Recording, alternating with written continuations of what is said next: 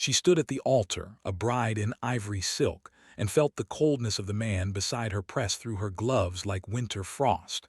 He did not look at her, not once. The priest's words filled the small stone chapel, but all Eleanor Vance could hear was the whisper of the elderly countess behind her. A merchant's daughter. The late Duke must be turning in his grave. Alexander Rothwell, the Duke of Thornwood, slid a plain gold band onto her finger with the mechanical precision of a man signing a contract he despised. His eyes, a startling shade of gray, remained fixed on the stained glass window above the altar. When the ceremony ended, he offered his arm without turning his head. She placed her trembling fingers on his sleeve, and together they walked down the aisle past a sea of faces that ranged from pitying to openly amused. No smile touched his lips. No gentle pressure reassured her hand. At the wedding breakfast, he excused himself after a single glass of wine, pleading urgent estate business. Eleanor sat at the head of the long table, surrounded by strangers who spoke around her as though she were a piece of furniture. The cake was cut. The toasts were made by his distant cousin, a man who could not meet her eyes. Her own family was gone. A fever had taken her father the previous winter, and her mother years before that. There was no one to defend her, no one to insist that the Duke show his new Duchess even a sliver of warmth. She had come to this marriage with a heart full of quiet hope. Her father, a prosperous wool merchant with a spotless reputation, had often spoken of the debt the old Duke owed him. Years ago, in a time of political turmoil, her father had hidden the Duke from soldiers who would have seen him hanged. In gratitude, the Duke had sworn an oath. His son would marry the merchant's daughter, binding their houses in honor. Now both fathers were dead, and the oath remained, a chain around Alexander Rothwell's neck. Eleanor had grown up believing that this distant, noble man was her destiny. She had cherished the memory of a fleeting moment from her childhood, a moment she had never dared to speak aloud. She had loved him in silence for more than a decade. And now, sitting alone in a sea of silk and silver, she realized that love was the one thing he would never want from her. Thornwood Hall rose from the Yorkshire moors like a great stone beast, beautiful and forbidding. The carriage journey took 2 full days. The Duke rode ahead on horseback, leaving Eleanor to the company of a maid who refused to speak more than 3 words at a time. When the carriage finally rolled through the iron gates, Eleanor leaned forward to glimpse her new home. Turrets pierced the gray sky. Ivy climbed the eastern wall, half swallowing a row of mullioned windows. It was the sort of place that demanded reverence, but offered no welcome. Mrs. Pembroke, the housekeeper, met her in the entrance hall. She was a tall, angular woman with a face that seemed designed to disapprove. She curtsied with stiff precision and led Eleanor through a labyrinth of corridors to the Duchess's chambers, a suite of rooms that had not been redecorated in 30 years. The velvet drapes smelled of dust and old lavender. The fireplace smoked. No flowers graced the mantel. No personal touch awaited her. "His Grace takes supper in his study," Mrs. Pembroke said. "You will dine in the small parlor." "Does His Grace wish me to join him later?" Eleanor asked, her voice steadier than she felt. The housekeeper's lips thinned. "His Grace has not indicated so, Your Grace." That first night, Eleanor ate alone at a table meant for 12. The footmen moved like ghosts. She could hear the distant echo of a closing door somewhere deep in the house. Later, unable to sleep, she wrapped herself in a shawl and wandered the dim galleries. Her candle cast trembling shadows on portraits of Rothwell ancestors, all of whom seemed to stare down at her with the same cold assessment. "You do not belong here." She paused before a door that stood slightly ajar. A sliver of firelight danced within. Curiosity pulled her closer. She eased the door open and found herself in the Duke's private study. The room smelled of leather and wood smoke. Above the mantelpiece hung a portrait of a woman with hair the color of spun gold and a smile that held secrets. She was painted in an evening gown of deep emerald, a single pearl resting against her throat. Something about the way the artist had captured her eyes, half-lidded and knowing, made Eleanor's stomach clench. She did not need to be told who this woman was. The tenderness of the brushstrokes told her everything. Lady Clarissa Montfort, the woman Alexander Rothwell had loved before duty had shackled him to a merchant's daughter. Alina returned to her cold bed and lay staring at the canopy until dawn. The pain was a dull, spreading bruise. She had entered this marriage knowing he did not love her, but knowing and seeing were two different agonies. Weeks passed in a gray, featureless blur. The Duke remained a distant figure, present at the occasional formal dinner but absent in every way that mattered. He spoke to her with punctilious courtesy, inquiring after her health, commenting on the weather, and then retreating behind his newspaper or his ledger books. His eyes never lingered. His voice never softened. Yet Alina refused to become a ghost in her own home. She began to explore the estate, walking the tenant farms, introducing herself to the villagers, learning their names and their troubles. She discovered that Thornwood's grandeur concealed a quiet crisis.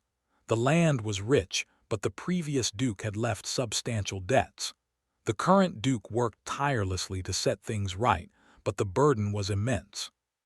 The steward, a thin, worried man named Mr. Finch, initially hesitated to share details with the new duchess, but her gentle persistence and genuine understanding of ledgers, taught to her by her merchant father, soon won him over.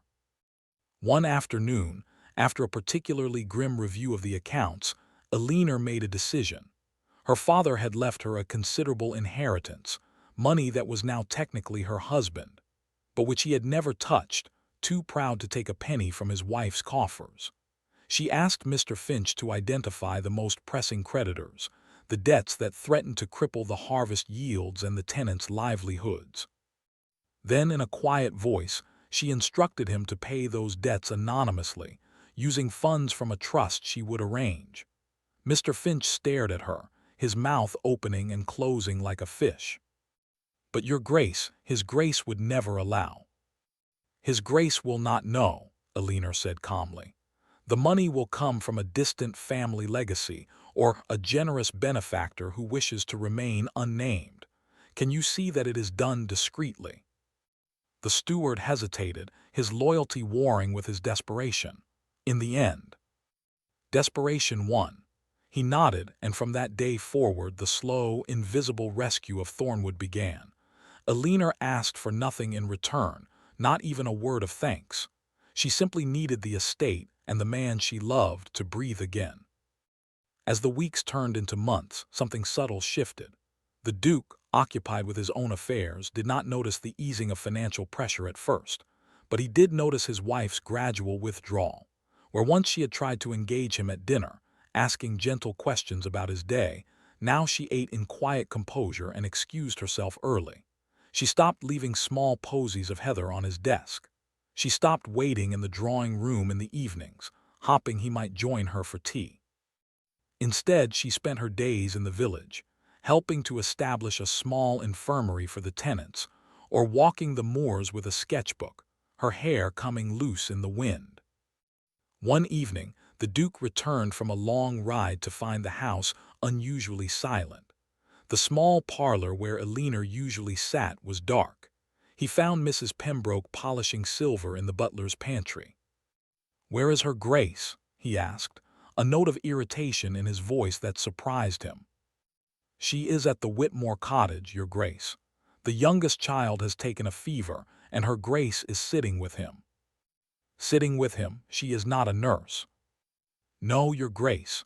But the mother was frantic, and her grace has a way with such things." Alexander frowned. He dismissed the housekeeper and stood alone in the corridor, a peculiar emptiness gnawing at him. He was accustomed to Alina's quiet presence, to the faint scent of lavender that lingered wherever she walked. Now the house felt hollow. He told himself it was merely the disorder of his routine, but the feeling did not pass. A fortnight later, a new neighbor arrived in the county. Lord Robert Ashworth, a baron from the south, had inherited a modest estate on the edge of Thornwood land. He was a widower, kind-eyed and soft-spoken, with an easy laugh and a genuine interest in agriculture.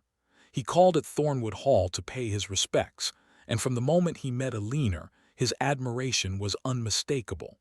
He did not flatter her with empty compliments. Instead, he asked her opinion on crop rotation and tenant welfare, listening to her answers with an attention that made her cheeks warm. The Duke observed their first conversation from the doorway of the drawing room, a glass of brandy forgotten in his hand. He saw Eleanor smile, truly smile, for the first time in months. He saw Ashworth lean toward her, his expression open and unguarded. Something hot and sharp twisted in Alexander's chest, something he refused to name. He stepped into the room with a cool greeting that cut the conversation short. Ashworth bowed, unruffled, and invited them both to a village fair the following Saturday. Before Alexander could decline, Eleanor accepted with quiet grace. The fair was a modest affair. Stalls selling ribbons and gingerbread, a fiddler playing reels, children chasing hoops through the grass. Lord Ashworth was an attentive escort, fetching Eleanor a cup of cider, guiding her away from a puddle, making her laugh at his self-deprecating jokes. Alexander walked a step behind them, his jaw tight, his gray eyes tracking every glance Ashworth sent his wife's way. When Ashworth placed a hand lightly on Eleanor's back to steer her toward the maypole, Alexander's voice cut through the music like a blade. "Her Grace is fatigued. We shall return home." Eleanor looked at him, startled. "I am quite well, Alexander, truly." "I insist." The ride back to Thornwood Hall was silent and suffocating. Eleanor sat with her hands folded in her lap, staring out the carriage window. Alexander sat opposite, his fists clenched on his knees. He wanted to demand why she had allowed Ashworth such familiarity, why she had smiled at him as though he were the sun. But the words would not come. He did not have the right to ask. He had given her nothing but cold duty, and now the warmth she deserved was being offered by another man, and the jealousy corroded his composure like rust. That night he stood before the portrait of Lady Clarissa in his study, searching for the old ache. It was still there, faded and worn, but it no longer consumed him. Instead, his mind conjured the image of Eleanor in her lavender gown, her eyes bright with laughter, and the memory of Ashworth's hand near her waist. He poured himself a brandy and drank it in one swallow. Regret was already beginning to root itself in the cracks of his heart. The return of Lady Clarissa Montfort shattered whatever fragile equilibrium remained. She arrived at Thornwood Hall on a blustery afternoon, a vision in claret velvet, her golden hair coiled beneath a feathered hat. A widow now, she claimed to be visiting relatives in the north and could not resist calling upon her dearest Alexander. Her voice was honey and smoke. Her eyes swept over Eleanor with the practiced dismissal of a woman who had never been second in any room. Alexander received her in the main drawing room, and Eleanor, trapped by the duties of a hostess, ordered tea and sat rigidly on the settee as Clarissa reminisced about summers at Thornwood, about the ball where Alexander had first kissed her hand, about the secret alcove in the library where they had whispered promises. Each word was a small, deliberate wound. Eleanor's teacup rattled in its saucer. She set it down and rose. "I shall leave you to your reminiscences," she said, her voice barely above a whisper. "Oh, must you go?" Clarissa purred. "I was so hoping we might become better acquainted. Society whispers so many curious things about merchant heiresses. I am sure none of them are true." Eleanor met her gaze. "I am sure they are not, Lady Clarissa, if you will excuse me." She walked from the room with her spine straight, but once she reached the empty corridor, her steps faltered. She pressed a hand to her chest and breathed through the ache. That evening, she pleaded a headache and dined in her room. Alexander did not come to check on her. In the days that followed, Clarissa's presence became a slow poison. She was constantly at Thornwood, arranging herself in the garden where Alexander took his morning walks, appearing in the library with a book he had once recommended, laughing too brightly at his rare attempts at humor. The servants began to whisper. Mrs. Pembroke's disapproval, once directed solely at Eleanor, now sharpened into something more complex, a housekeeper who sensed scandal and resented its source. Eleanor bore it with a dignity that cost her dearly. She withdrew further, spending entire days at the tenant infirmary she had helped establish, teaching the village children their letters, sitting beside the elderly whose families had no time to spare. The people of Thornwood came to love her, not for her title, but for her steady kindness. She found a strange, bitter comfort in their gratitude, a balm for the love that was never returned at home. One afternoon, a week after Clarissa's arrival, Alexander entered the great hall to find Elena in traveling clothes, a small valise at her feet. His heart slammed against his ribs. "What is this?" he demanded. "I am going to visit my mother's cousin in Bath," she said, her tone calm and distant. "I believe a period of separation would be beneficial for us both." "You are leaving." It was not a question. His voice was rough, incredulous. "I am giving you space, Alexander. Lady Clarissa's company clearly brings you comfort. I do not wish to be an obstacle." The words were delivered without bitterness, which only made them cut deeper. He took a step toward her, his mind scrambling for a response that would not come. Before he could speak, Mr. Finch appeared in the doorway, his face pale and frantic. "Your Grace, forgive the interruption. There is a matter of great urgency." "It can wait," Alexander snapped. "It cannot, sir. It concerns the estate accounts." Something in the steward's expression made Alexander pause. He turned back to Elena, who had already picked up her valise. "Do not leave," he said, his voice uncharacteristically strained. "Please, just wait." She did not reply. He followed Mr. Finch to the study, his thoughts a chaos of anger and fear. Once the door was closed, the steward began to speak in a tumbled rush. He confessed everything, the mounting debts, his despair, and the anonymous funds that had arrived month after month to rescue them. Funds that, when traced, led to one source alone. "It was Her Grace, sir, the Duchess. She used her own inheritance to save us. She swore me to secrecy, but I cannot bear it any longer. She has been bleeding herself dry for the sake of this estate, and for you, and she has asked for nothing in return." Alexander stood motionless. The words did not make sense. Elena, the wife he had treated as an unwanted burden, had been silently carrying the weight of his legacy while he wallowed in resentment. He thought of her quiet smile, her endless patience, the way she had never once complained.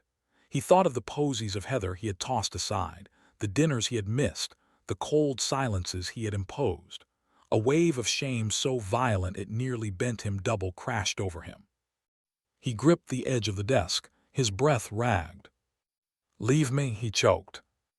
Mr. Finch fled. Alexander sank into his chair and buried his face in his hands. The portrait of Clarissa mocked him from the wall, a golden reminder of every foolish, wasted yearning. He had mourned a fantasy while a woman of flesh and bone and extraordinary grace had been slipping away from him. He had to find her. He had to beg her forgiveness. He rose and strode into the hall, but Elena was already gone. She had not gone to Bath. The carriage had taken her only as far as the Whitmore cottage, where the youngest child had recovered from the fever, and the mother had offered her a bed for the night. Elena sat beside the hearth, a sleeping toddler in her lap, when the door burst open and Alexander strode in, his hair wild from the wind, his gray eyes blazing with an emotion she could not name. He stopped short at the sight of her, the fury drained from his face, replaced by something raw and desperate. "Elena," he said, her name a rasp. I know everything." The toddler stirred. Elena gently shifted the child to the mother's waiting arms and stepped outside into the twilight. Alexander followed her. The moors stretched around them in hushed purple shadows. She turned to face him, and the distance in her eyes was more terrifying to him than any anger. "You know about the money," she said. "I know about the money. I know you have been saving my estate while he broke off, his voice cracking. "While I treated you like a stranger, while I let that woman insult you in your own home, I have been a fool, a blind, arrogant fool." Elena wrapped her arms around herself. "I did not do it for your gratitude, Alexander. I did it because I loved you. I have loved you since I was 12 years old when you visited my father's house and stopped to help a frightened little girl who had dropped her basket of eggs. You did not even remember me. You never did." The second reveal struck him like a physical blow. A distant memory stirred, a merchant's courtyard, a child with wide brown eyes and a tumbled basket, a moment's kindness he had forgotten within the hour. She had carried that memory for a lifetime. She had married him knowing he did not love her, and still she had given everything. Eleanor, his voice broke. She held up a hand. There is more, Lady Clarissa. Before our marriage, my father discovered that she was conspiring with a disinherited cousin to entrap you into a scandalous alliance. She never loved you, Alexander. She wanted your title and your ruin. I used part of my inheritance to pay her to leave England forever. She accepted and signed a document vowing never to contact you again. I thought I had protected you. I see now that I only delayed the inevitable. The world tilted. Alexander stared at her, his mind reeling. Clarissa, the woman he had pined for, had been a mercenary schemer, and Eleanor, the wife he had ignored, had bought his freedom at the cost of her own fortune and her own peace. The magnitude of her sacrifice and the depth of his blindness left him utterly shattered. He fell to his knees in the damp grass, his pride crumbling to dust. "I do not deserve you," he whispered. "I have never deserved you, but I am begging you, Eleanor, do not leave me. Give me a chance to learn to be the man you believed I could be. I love you. I think I have loved you for months, maybe longer, and I was too stupid and too stubborn to see it. Please." Eleanor looked down at the powerful Duke of Thornwood, kneeling before her with tears tracking through the stubble on his cheeks, and felt the ice around her heart begin to thaw. She had imagined this moment 1,000 times, but the reality was not triumphant. It was heartbreakingly tender. She reached down and touched his face. "You hurt me, Alexander," she said softly. "But I know you were hurting too. I do not want your guilt. I want your honesty." He caught her hand and pressed it to his lips. "You shall have it, every day, for as long as I live." The reconciliation was not instantaneous.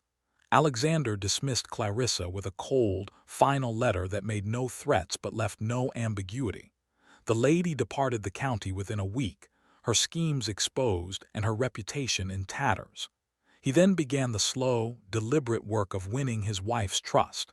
He joined her in the village infirmary, learning to roll bandages under her patient instruction. He walked the moors with her, listening as she pointed out the wildflowers and the nesting curlews. He finally touched the inheritance she had spent on his estate and repaid it tenfold, not as a debt, but as a promise. One evening in early autumn, they sat together on a stone bench overlooking the valley. The heather was in full bloom, a sea of purple and gold. Alexander took her hand, his thumb tracing the simple wedding band he had once placed on her finger without a glance. "I have a confession," he said. "I commissioned a new portrait for the study." Eleanor raised an eyebrow. "Of whom?" "Of my wife. The artist arrives next week. I want every visitor to Thornwood to see the woman who saved this house and saved me." She smiled, the first unreserved smile she had given him in all their months together. "Only if you sit with me while he paints. I refuse to be stared at alone."